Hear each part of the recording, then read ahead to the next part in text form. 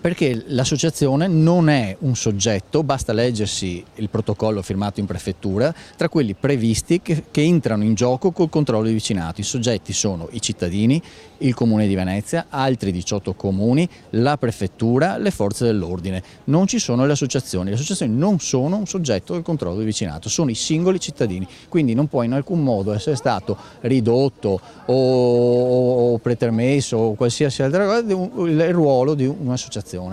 Sono cambiati anche i cartelli. Sì, sono cambiati i cartelli perché inizialmente il Comune ha fatto una scelta in una fase embrionale di questa iniziativa, quando si è partiti, di andare su un cartello che ci fosse già, che fosse disponibile, che fosse già conosciuto. Poi in questi 2 anni sono cambiate tante cose, sono cambiati i numeri, è cambiata la diffusione, è cambiato il fatto che al Comune di Venezia si rivolgono altri comuni per avere informazioni e per poter fare allo stesso modo la stessa organizzazione, e soprattutto si è resa evidente l'opportunità di avere un logo che caratterizzi il controllo di vicinato del Comune di Venezia in maniera indipendente da qualsiasi altro logo di qualsiasi altra associazione.